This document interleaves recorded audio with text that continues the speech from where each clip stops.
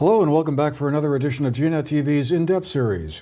I'm Andrew McKeever, the news director at GNAT-TV's News Project. It's a pleasure to have you with us today on Thursday, March 9th. It's also a great pleasure to be joined here in our studio today by Rob Roper, who is the former president of the Ethan Allen Institute, based up in Kirby, Vermont, if I remember correctly. That's the founding town. The founding town. Rob is now a freelance writer who publishes a newsletter on Substack. It's titled Behind the Lines. I'm sure you can go on, you can Google Behind the Lines and come up with the website, and you might want to subscribe to that at some point or another. I believe that would be the way it would work. But Rob has written a number of columns recently about the Affordable Heat Act, or Clean Heat Standard, as it was called last year. The legislature is discussing that piece of legislation, and that's a bill that aims to reduce climate warming that's produced by heating buildings, and it would direct the Public Utility Commission to design and study new regulations on businesses that import fossil heating fuels into Vermont.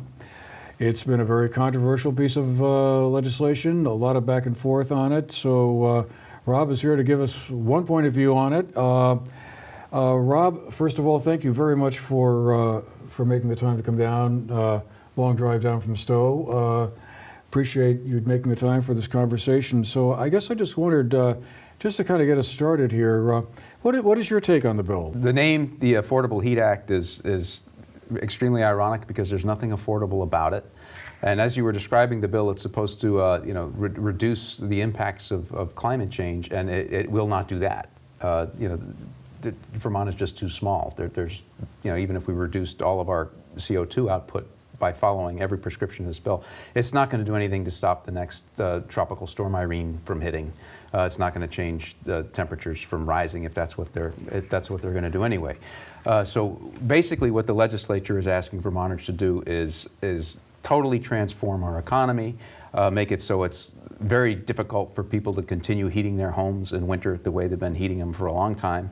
There is really no logistical financial bridge to getting to what they're asking us to do, which is to switch from oil, propane, natural gas, and kerosene to electricity, either through heat pumps or geothermal or something like that, which theoretically is great, but you can't wave a wand and all of a sudden make that switch. It's going to cost a ton of money to go from, if you've got an oil burner in your house today and they want you to switch to heat pumps, you probably have to get your house weatherized before you can put the heat pump in to make it work.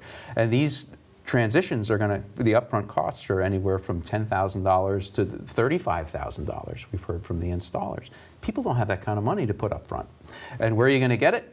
Through these carbon credits that are at the heart of the bill, which is essentially a carbon tax. You buy a credit. It's essentially an excise tax on fossil fuels. So if you're still heating with oil, you're paying for that $25,000, $35,000 renovation to your neighbor's house. And there's just not enough of that money to go around to have everybody make that transition.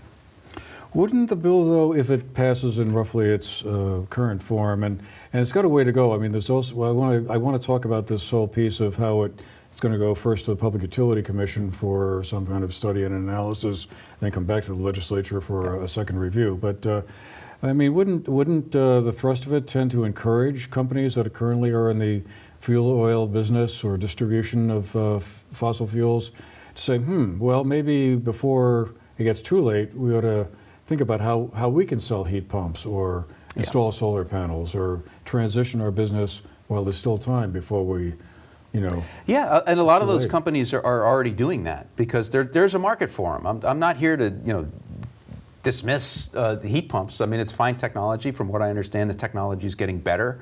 There is a demand for it from, early adapters. What I understand is that, they're not quite there yet. As far as really heating a Vermont home in the depths of winter, but they're getting better. So good, let's let that happen. And there are a lot of fuel dealers that are in that business already. But there are also a number that the training that you need in order to install a heat pump is very different from the training that you need to service an oil furnace, or just deliver oil and pump it in. So you have to be I forget the term, but it's like a master electrician in order to do that. So if you're out there pumping oil, you don't have a degree to be a master electrician or plumber in order to install the heat pump. So there's that barrier. And it's an important barrier. I'm glad you bring up the labor force, because the energy action, this is one of the big barriers to doing this at all. It's one of those, but for a can opener, you could open the can of beans. The Energy Action Network, run by a guy named Jared Duval, who is on the Climate Council, one of the most fierce advocates for this policy. His organization came up with the number that there are about 700 people who are qualified to do the work of insulating homes and installing heat pumps and all the stuff currently. We need 5,000 by 2025. So we only have 14% of the labor force in place today, and 2025 is less than 2 years away. That 4,300 workers is not going to materialize. They're not in the pipeline. In fact, the number of plumbers and electricians that you need to do this, they're aging out of the business, they're retiring, and one of their complaints is there's just not enough people coming up behind us in the apprenticeship program. So this isn't feasible. So and in fact, there was a story, one of the senators on the Appropriations Committee, where they put in this check-back provision you mentioned, Richard Westman from Lamoille. He used to be my senator until redistricted. He said, I bought a pellet system for my house, doing the right thing, getting this is the cleanest system that I could afford. I spent $22,000 on this system. It's been sitting in my yard for 20 months because I can't find anybody to install it. Well, we also have state-required energy goals to meet 90% of Vermont's energy needs from renewable sources by 2050 and reduce greenhouse gas emissions by 50% by 2028. All of a sudden, that's not so far off. So if the approach that the Affordable Heat Act is attempting to make isn't the right way to go in your view, what would be the right way to try and meet those carbon emission goals? I wouldn't try. I don't accept the premise that is what Vermont should be doing with limited environmental resources that we have. Because as I said, you're going to spend all this money to reduce our CO2 output for no detectable impact on climate going into the future. This is for giggles. And we're talking about making it so a lot of, this is a regressive tax. It's going to disproportionately hit low-income rural Vermonters. And it's not going to accomplish anything that they supposedly say that they want to accomplish in terms of real climate goals. Not just, these are arbitrary numbers. 2025, we've got to get by 40% below the 2005. Those are arbitrary numbers. The question you have is it going to stop the floods? Is it going to stop the tropical storm Irenes from coming into Vermont and doing damage? The answer is no. Nothing in the bill addresses any of that. There's lip service about resiliency, but there are no mandates for, a culvert or a bridge has to be able to withstand X things and we need to fix the bridges. It's all about CO2 reduction. That was a complaint that a number of the legislators had when the bill was passed. It says that, there's a couple of phrases in there about resiliency, but there's actually no teeth in this thing. It's all about CO2 reduction. Another very telling incident that occurred in one of the Climate Council meetings is the difference between ecological environmentalism and climate environmentalism. And what this person said, one of the experts that they brought in, is that climate and ecology are different things. And this doesn't protect ecology. This is about climate, CO2. The ecology is our ridgelines, protecting our ridgelines from being blown up for wind towers, protecting our pastures from being filled with solar panels. Things that, we've got, beyond that, my priority would be to focus on water quality. Because, during the last power outage we had, there was, tons of untreated waste shot into our water system. That should be where we're putting our limited resources, on goals that we can actually accomplish to protect our ecology in Vermont, protect the things that everybody thinks is so special about it, how beautiful the state is, how clean the air is, how clean the water is. That's where I think our focus should be. This is a lot of money for not achieving really anything. But isn't there an argument that could be made that, well, if everyone takes that attitude that, well, we're one state, we're a small state, and in the grand global scheme of things, it's not going to make any difference. But if everyone takes that attitude, then no progress is ever going to be made around that. I mean, assuming you think that, reducing carbon emissions is important and has some kind of connection to climate change. Yeah, no, I do agree that there is a connection, and I do think that technology is evolving in ways that are going to make it more affordable and more efficient for us to reduce our carbon footprint. There are things that we could be doing now that are just, for some bizarre reason, off the table with this, with our climate council and with our legislature. One is nuclear power. I mean, there are a lot of countries now that are re-embracing nuclear power as a greenhouse gas-free fuel for generating electricity. So that makes a lot of sense to me. And the new technology, the new the modular nuclear things that they're testing out west, I think in Idaho or Montana, they're starting to come online. Those things make a whole lot of sense. But to your point about, we have to be a leader, I would buy that argument if we were actually leading other people to follow us in this path, but we're not. New Hampshire isn't, our neighbor isn't even thinking about this. In fact, I have a friend who I do a radio show with out of Manchester, New Hampshire, and they're laughing up their sleeves at us. They're saying, you're going to destroy your economy. We're going to take advantage of this. We're going to take your labor because you're going to start making it so much more expensive to do business there. We're going to be selling you fuel from across the border. You're not going to be able to police it. They're not following us. They're taking advantage of us. And if Vermont doing this was going to, have New Hampshire say, oh, gee, look at that. They're doing something good. And China and India and Russia, maybe we shouldn't be, bombing Ukraine. Maybe we should be doing something a little bit to lower our carbon footprint. Then it might make sense. But if nobody is doing what you're doing, you need a different plan. You're not leading anybody anywhere. You're just sort of messing around in your own sandbox. You need a different plan.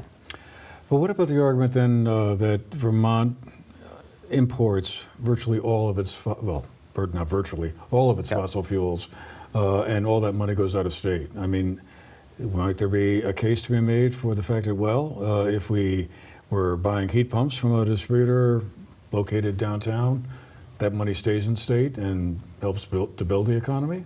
I'm not aware of, maybe there is somebody that's manufacturing heat pumps in Vermont, but I think they're all imported as well. And they're run on electricity that we get from Hydro-Quebec, which is Canadian, and Gaz Metro, which is also Canadian. Mm-hmm. So I think it's, although I think the argument could be made that more money goes out of the state when you're using fossil fuels than with some of the electricity, because we do have electricity generation in state. It's not that much of a difference. And when you're buying something that is so much more expensive, you're putting, if you have to spend another $500 a year on electricity, yeah, maybe that's going to the electric company here in Vermont, but it's also not going to the local restaurant because you can't afford to eat out as much, and it's not going to your local movie theater because maybe that $500 was your entertainment budget for the year. It's not going to all those other things. So there's an efficiency. I mean, we want good economics is based on finding the most efficient use of dollars. And if you can spend less money to heat your home with fossil fuels and then go to the restaurant and go to the movies and pay for your kids ballet lessons, that's important stuff that's happening in the economy too. And that's not what their argument about that doesn't address that at all. So let's go back to Montpelier here and talk about the progress of this bill.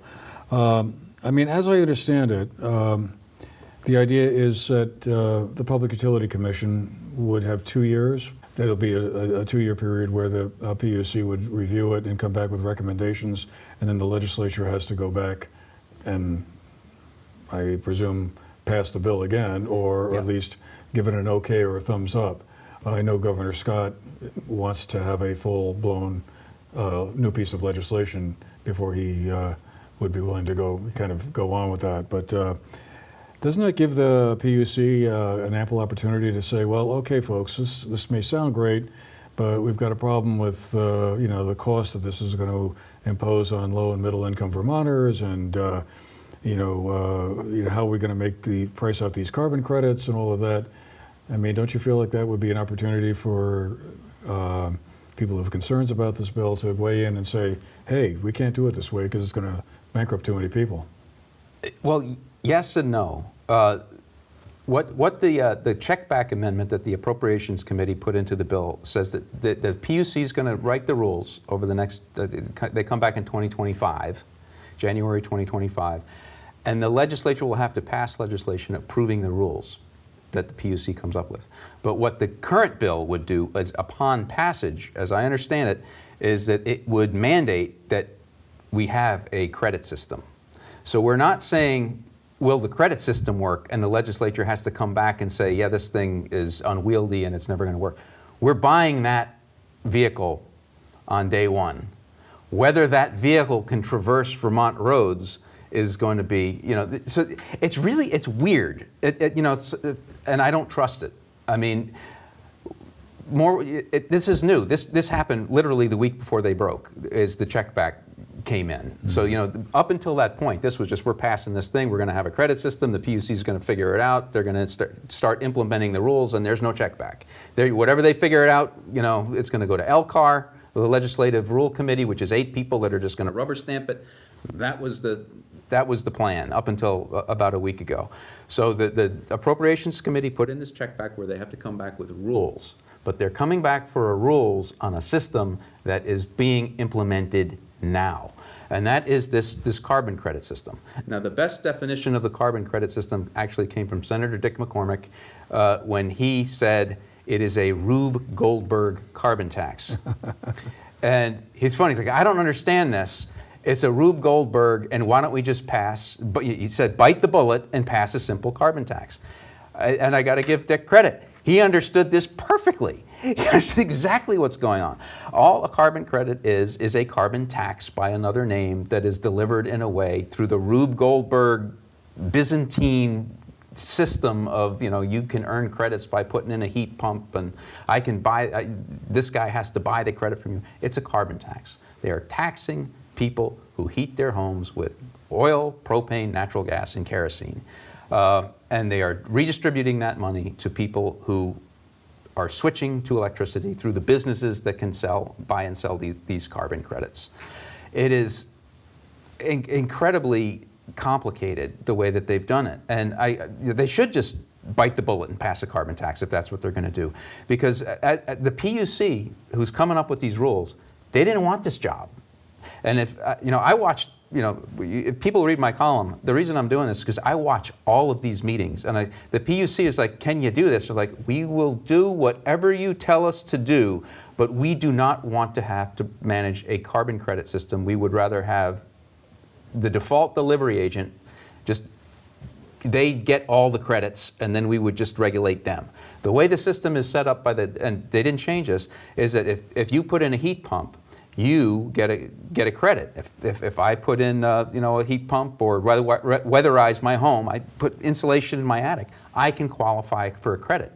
Well, 90,000 homes have to be weatherized by 2030, according to the Global Warming Solutions Act, and 120,000 heat pumps have to be installed, and 145,000 heat pump water heaters have to be installed. Each one of those things generates a unique credit based on the house that it's in, because it's not based on, okay, a climate heat pump is, 5 credits.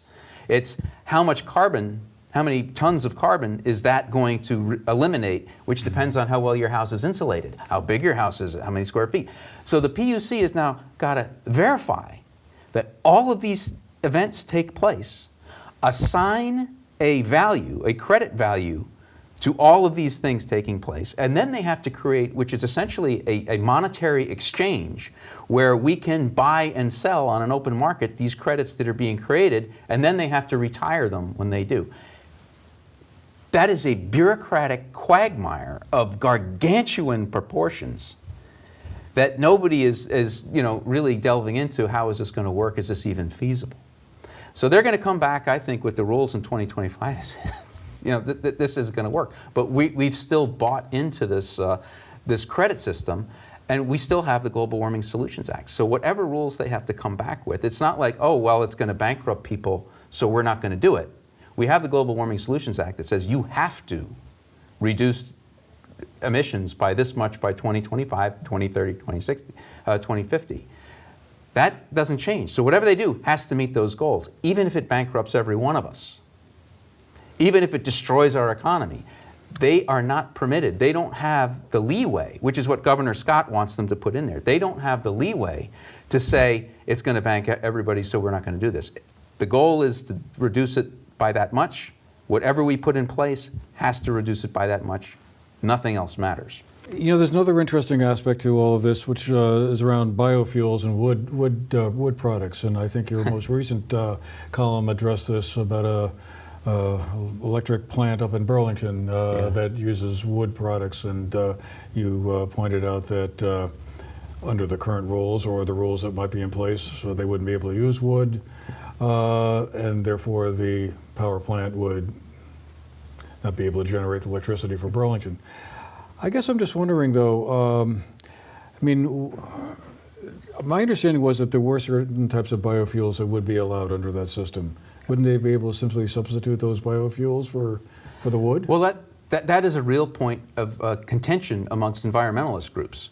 You have some that are saying biofuels are great and we should be moving towards biofuels, and you have others that say this is still combustion and it's still putting CO2 out and we should not be using biofuels at all. The column I wrote, that actually went out this morning, is about the McNeil plant and the Reigate plant, but primarily McNeil, because that's a biomass electricity generating plant. Right now, sort of biofuels for wood pellet stoves, nobody's going to mess with them right now. But for electricity, you've got some people on the Climate Council that are saying, no, we should not be allowing burning wood chips to generate electricity at all under the Climate Action Plan. And this is a problem for Burlington because they've got the McNeil plant, which is really important for heating, generating electricity for the homes and businesses in Burlington. And the Climate Council, with this controversy, assigned a biomass task group to look into this issue. And their recommendation is you got to shut down McNeil.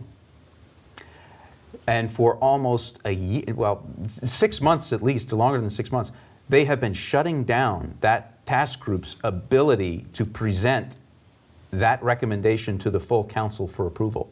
And I suspect there's politics going along because the Speaker of the House is from Burlington, Senate President Pro Tem is from Burlington. They're not, the mayor of Burlington, they're not interested in shutting down McNeil. In fact, they're in the middle of a $40 million build-out of that is going to feed steam-generated electricity to UVM Medical Center, the Intervale, and UVM, the university.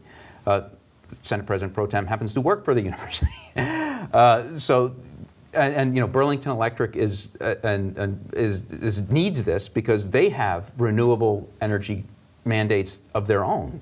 They have to buy a certain amount of energy from renewable sources. If McNeil gets taken offline as a renewable source, they're not going to come close to meeting their goal. Mm-hmm. And they're going to have to start buying credits instead of selling credits, which is going to spike the cost of electricity in Burlington.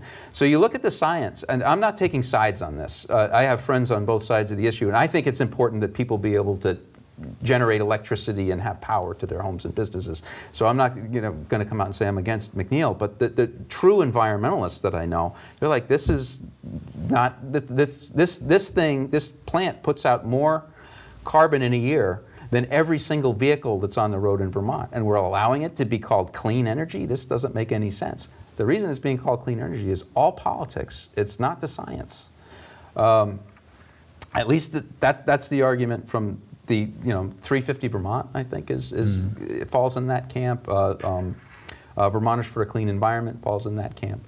In the few minutes we have left, I just wanted to ask you one other point I heard mentioned frequently over the last couple of days at town meetings I was attending, where some of the legislators would say, in the long run, this is going to save Vermonters money in 10 years or so once this transition is complete.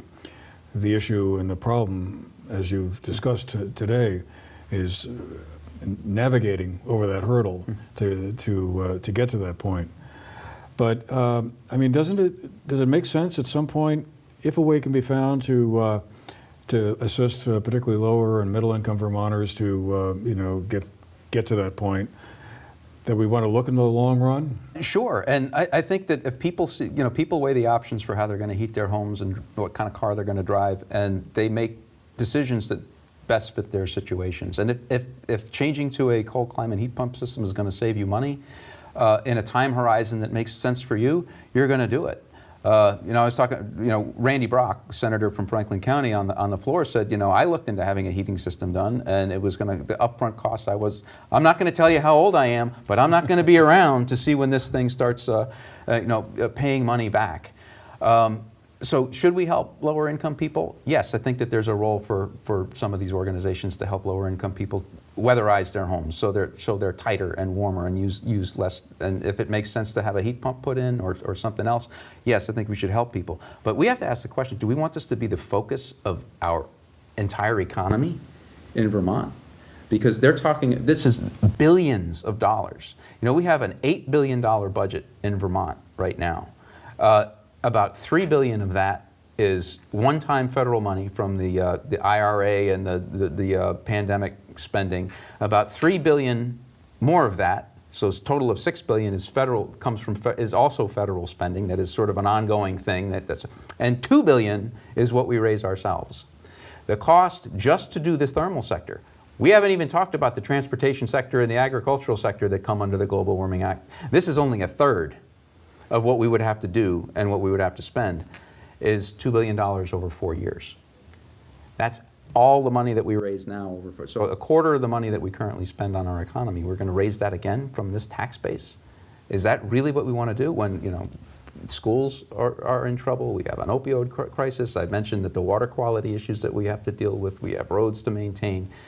This is what government should do. The number one thing that government should do is lower our CO2 footprint with all these other problems going on. Labor shortages, housing shortages. This is going to exacerbate a lot of those problems because it's going to make building housing more expensive and more difficult to do. The labor issues are, you can't get a plumber now. What happens when the government is paying them only to do this work?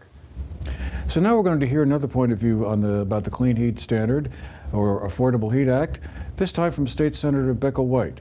She is coming at this whole issue from a different point of view than the one we just heard from Rob Roper. So let's go and have a listen to State Senator White and her argument in favor of passing this legislation.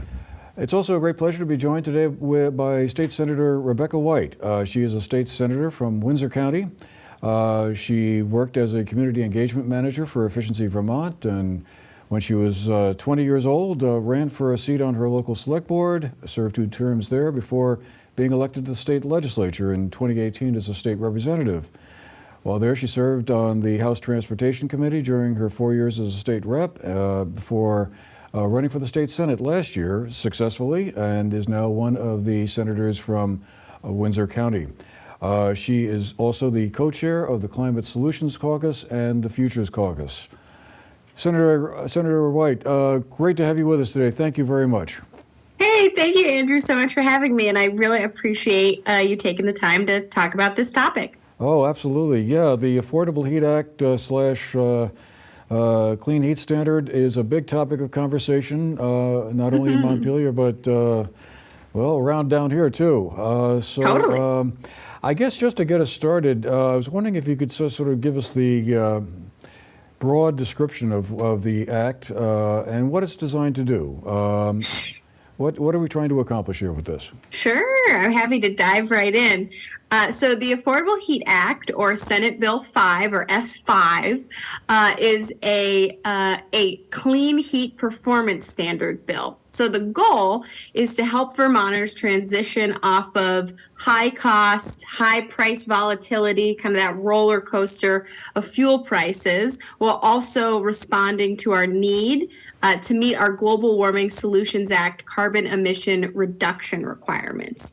So the words affordable and heat really do mean affordable, so that price volatility and stabilization ultimately, and reduction of cost for heat, and then heat being our thermal sector and how we heat and cool our buildings in Vermont. So the bill is it's a planning process. So I will note later, if we get into it, what an amendment that the Appropriations Committee did that changes a bit of the bill.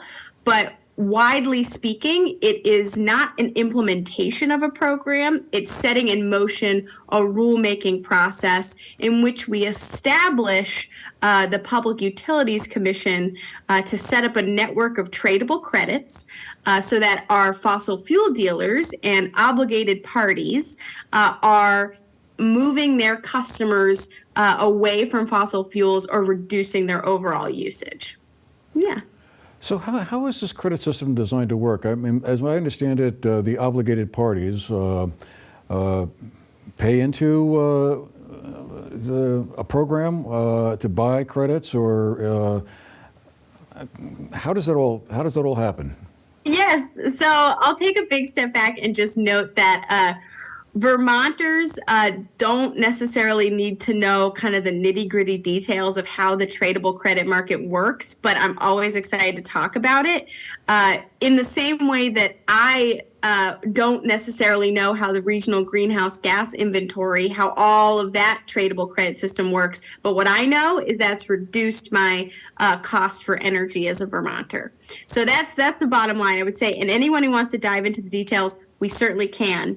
But at a high level, what does this market look like? So right now, if you are a electric utility, if you are Green Mountain Power, or you're a small utility, let's say Ludlow Electric, you have an obligation as an electric utility to reduce the electricity usage of your customers to see energy savings.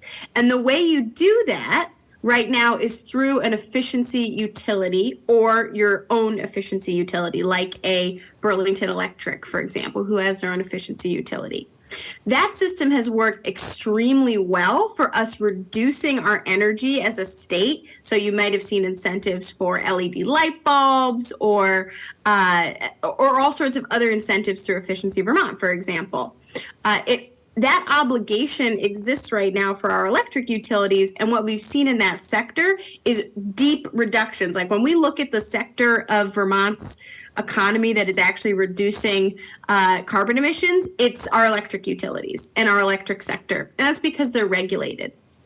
The problem with that for the thermal side, like why don't we just kind of unleash that efficiency utility work just carte blanche? For the thermal sector, where we don't have a regulated utility in that way, instead what the bill does is it sets up a market so that our fuel dealers and those obligated parties can actually be partners in the transition.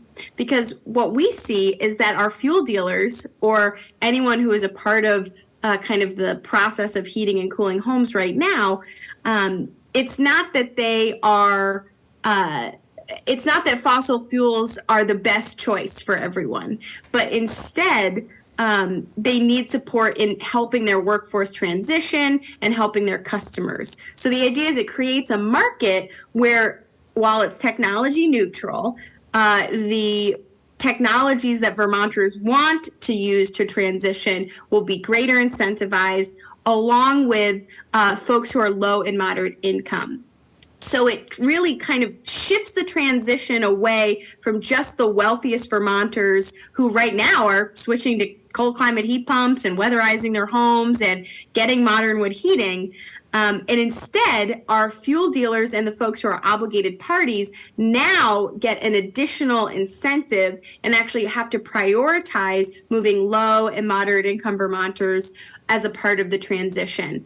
And the way that a obligated party would earn value or earn credits is by installed measures. And those installed measures include cold climate heat pumps, weatherization, modern wood heating, so wood pellet stoves or boilers or high efficiency wood appliances like that. It could include biofuels, so that's an exciting piece to this bill that I'm happy to dive more into as well. And so all of those eligible measures are things that our fuel dealers would get credit to meet their obligation, their requirements, and that requirement will help move the marketplace towards supporting our lowest and moderate income Vermonters because it prioritizes them in the bill. So that's kind of how the tradable credit system works. But again, the bill doesn't create that system. Instead, it posits to our Public Utilities Commission, who regulates our electric utilities now, to set up the system through the process of rulemaking, which is a very common tool used in Vermont, in legislating in Vermont. Okay, well, as I understand it, one of the concerns that has been expressed by folks who are less than completely enthusiastic about this bill is that it'll impose a lot of short-term costs on Vermonters, particularly the low-income and middle-income folks that may or may not be able to afford to buy a heat pump or do a weatherization program in their house. And while in the long run, let's say in 5 to 10 years, it may wind up saving money, that may be true, but in the short term, it's going to be kind of a financial hit that a lot of households may not necessarily be able to afford comfortably. I guess I just wondered, is that your sense of it, or is that a misconstruing what's going on? Oh, well, Andrew, I think that that's such a good framing of the question, because what we've heard so far kind of in the public debate is, if you're going to move this bill, you are going to increase the cost of my heating fuel, and you're going to then force me to do something I don't want to do, which is maybe take advantage of switching to a cold climate heat pump or weatherization. And that's not the reality of the bill. What the bill does is it does not require anything of individual folks. So if you're a Vermonter and you adore propane or fuel oil, there's no requirement that you switch. There's no mandate that you switch. Instead, I would give a scenario that I think we could see play out if this bill moved forward and actually was implemented, which we have to vote on again in 2026 to actually make happen based on an amendment from the Appropriations Committee. So let's say the bill moves forward. A scenario that would be very likely would be a person maybe in my town who lives in a mobile home. So you live in a mobile home, you have a kerosene tank that's outside, and in, let's say, 2 or 3 years, that kerosene tank, the cost is spiked. So it's very unaffordable for you, as we've seen with the rising cost of kerosene. And it's difficult for you to invest in the upfront cost of either weatherizing or switching over to a cold climate heat pump or getting on biofuel, for example, versus kerosene. What this bill does is it actually helps fund and incentivize you getting that upfront cost covered. So that's the point of the bill. And what I hear from Vermonters right now is, they're not able to afford their heating as it is, and they're very scared that they're not going to be able to heat their homes the way they are now even. And B, that they don't trust government interference. So when I think about those 2 points, unfortunately, they're kind of in tension with each other, which is we've allowed the free market of variable fuel prices and fuel companies making decisions about the risks they're taking with our environment and our pollution. And we haven't regulated them in a way that we have our electric utilities. So I would say for Vermonters who are scared that they're going to see a big price increase in their fuel bill and then be forced at the same time to invest in, let's say, one of those clean heat measures, that's not the scenario that the bill is going to create. Rather, what we will see is in the status quo, a continuation of wealthy Vermonters switching away towards electric ways of heating and cooling their homes or reducing their usage. And then we're going to continue to see those price spikes without any support for that upfront cost being covered for low and moderate income Vermonters. That's the status quo. So for me, I think about how do I want Vermonters to save money? And what I'd like them to do is save money while also reducing carbon emissions rather than being locked in and stuck into a fossil fuel heating system that, for the most part, I hear Vermonters say that they're choosing out of default rather than out of like a love for that type of fuel. And it also works with our fuel dealers who have asked for workforce training, who have asked for support for recruitment and retention. It gives them the tools to train their workforce to actually help Vermonters transition. So I don't see the rising cost concern as really bearing out. And we did have, we've had multiple reports on a topic around what we would see for savings with this kind of strategy. So the Climate Solutions Council, which was created out of the Global Warming Solutions Act, did a long process of identifying strategies, and their number one recommendation was a clean heat standard, this performance standard. So they did detailed analysis of it. It's the most equitable way that we can help Vermonters transition. And it also, we had multiple reports done. So there's the marginal abatement cost curve report, which shows that we would save around Vermonters per household, if you broke it out, would save around $7,500. So they would get that amount for a household. And it would also save us on overall heating costs about $2 billion.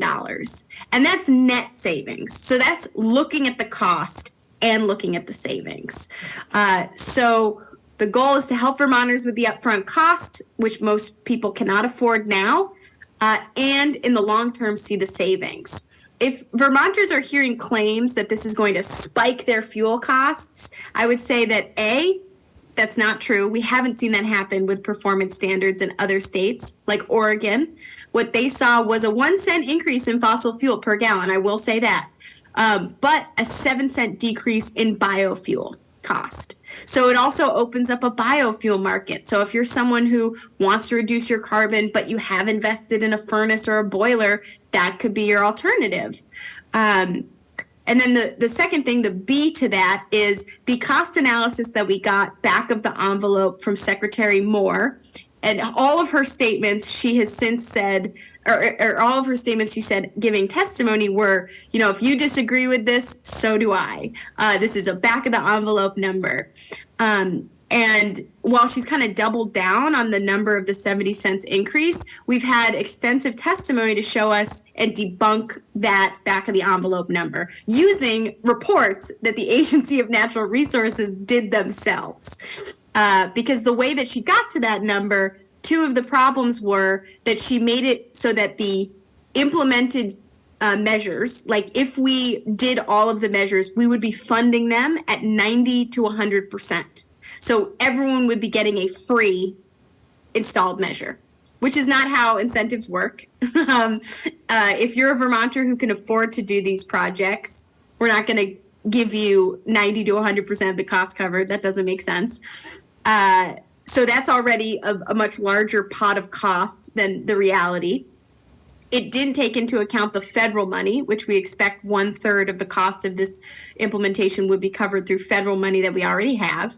And then the last thing is she did her estimate on if all of the cost of each of these installed measures was paid for in year one, which for our largest fuel obligated parties like Vermont Gas Systems and Global Partners, when asked, hey, are you going to pay for all of this cost in year one, or are you going to amortize it? Their answer was, obviously, we're going to amortize it. So it didn't really follow the methodology that I like to think that we hold our agencies to. And it's really caused a lot of fear and concern unnecessarily for Vermonters. But it's an important conversation, and I am glad that you started it because we do want to discuss like that upfront cost piece, and I think it falls in favor of the bill rather than against. So you mentioned biofuels a couple of times, and I wanted to kind of explore that a little more because I understand there's been some division between some of the environmental groups around that subject. Yes. That biofuels shouldn't count as part of these credits. I guess I just wondered where do you see that going? Is that going to be a bit of a showstopper, or are you going to be able to navigate through that? You've done your homework. So that question is one that I've wrestled with personally, because for me, I'm 28. I'm looking at the future, and I'm looking at the way that science has told us that we need to stop burning things because the planet is warming, and we don't have as much time in my life to resolve these issues as I would like. When you look at some of the IPCC data, it's very concerning. So I understand where environmentalists who kind of lean more in the purist stop burning things category live. I get that. And in fact, in my dream world, I also would not have biofuels be a part of this bill. The counter to that is Vermonters have furnaces and boilers in their basement, and they're going to be there for 15 to 30 years because people have made that investment. So to not have an option for them to be able to lower their carbon emissions and not have a piece of equipment that is no longer worth the investment they put into it, that doesn't seem equitable to me. So we need to have an alternative for Vermonters, and I think biofuels is a compromise, but an important compromise for us as a transition fuel. And one of the key things that made me more comfortable with biofuels compared to last session when we had a clean heat standard, as you noted, this is not the first time this concept has come up.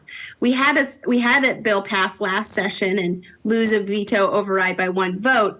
A difference between that bill and this year was that we listened very carefully to those concerns, and we created something called a carbon intensity score. So not all biofuels are created equal. Some biofuels have a much higher carbon intensity and some have a much lower.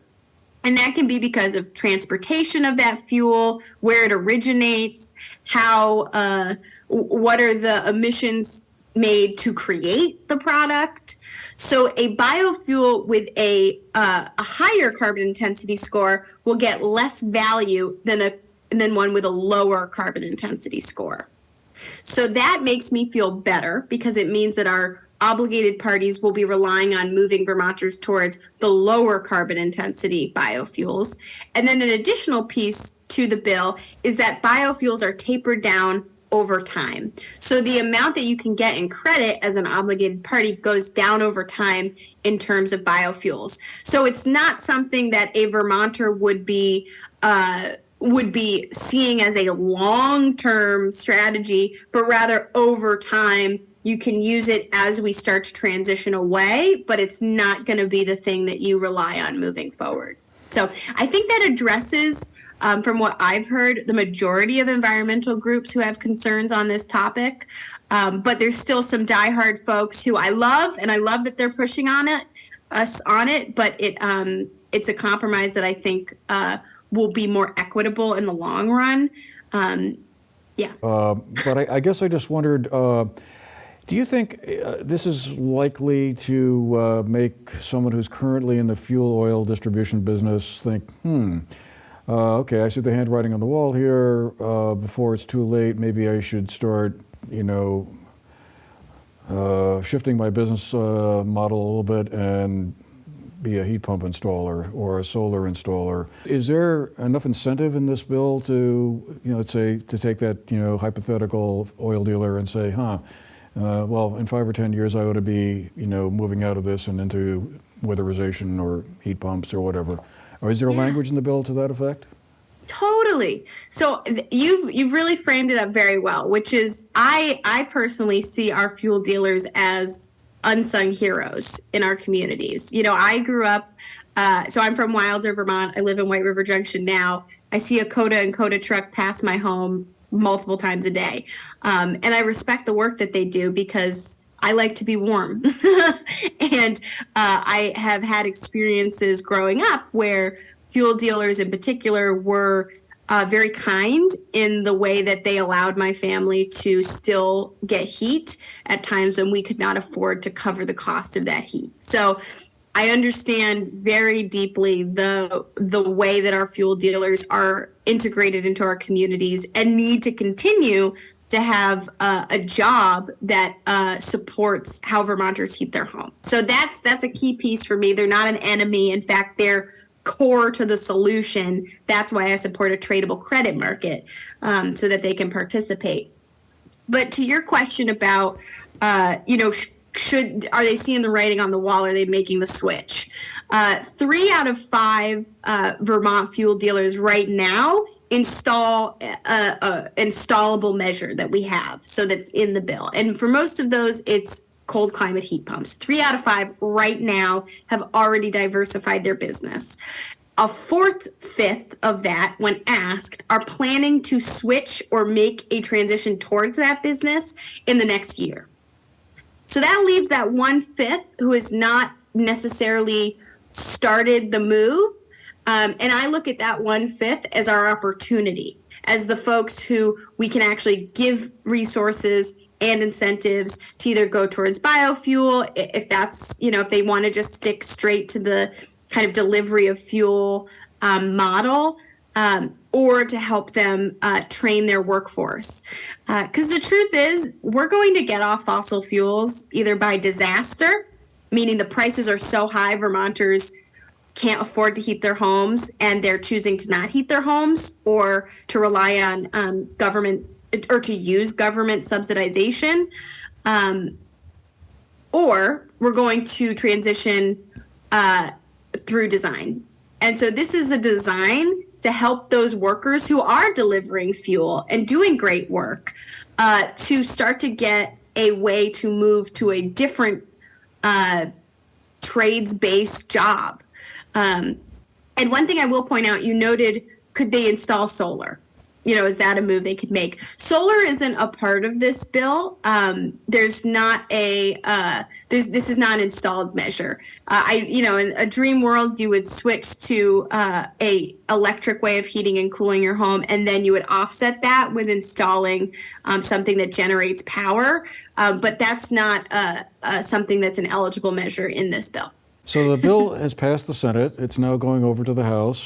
They'll spend a couple of weeks at least debating it. Let's assume they pass it. The governor vetoes it. I noticed that when it got out of the state Senate, the margin was what, 19-10? Yeah, 19. Yep, or 18 to 10. There were 2 votes, because we had, yes.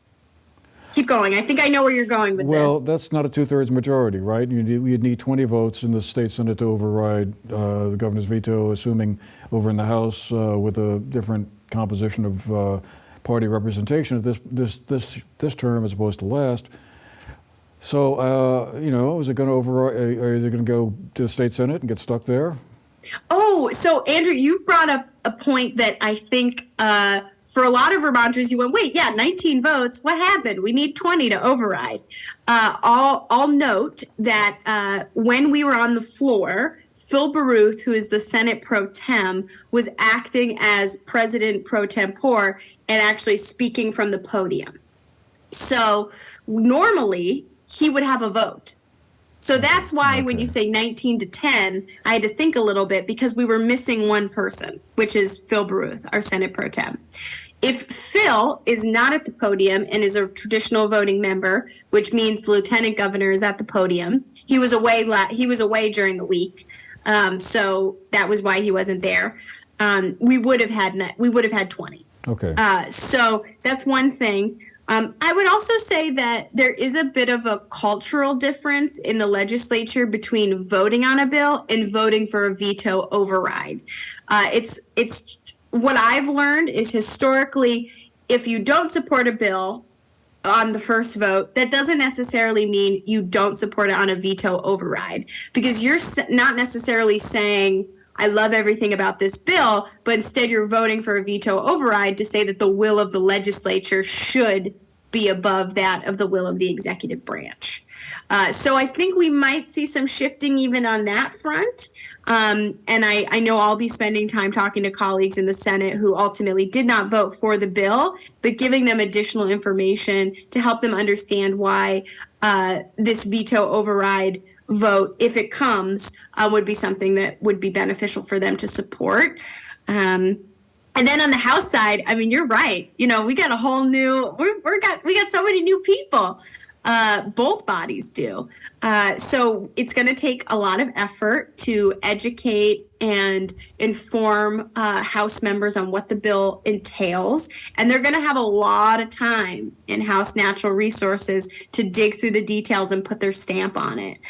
So I look forward to how that discussion goes. And as the co-chair of the Climate Solutions Caucus, I have spent some time with House members preemptively telling them about the bill and giving them some points that help address concerns they might be hearing from constituents, or ways that they can highlight the good work that we're doing. Because this is the number one thing that we're going to do this session to reduce carbon emissions. And members of the Climate Solutions Caucus, which is the largest caucus, second only to the Democratic caucus in the Senate and the House, with over 90 members, it's our number one priority as a caucus too. And then finally, I'm just a little unclear as to what the exact role of the Public Utility Commission is going to be. Let's assume that it passes out of the legislature, you override the likely gubernatorial veto, then it goes over to the Public Utility Commission to kind of flesh things out a little bit. When they give their stamp of approval to it, let's just assume, hypothetically again, it comes back to the Senate and the legislature for what, another vote, another complete vote, or is it just sort of a, great, okay, we agree with everything, we're good to go? Yes, so we have a process in our legislature called rulemaking. And rulemaking is very commonly used, and it's to delve into policies that are more, I would say, complex.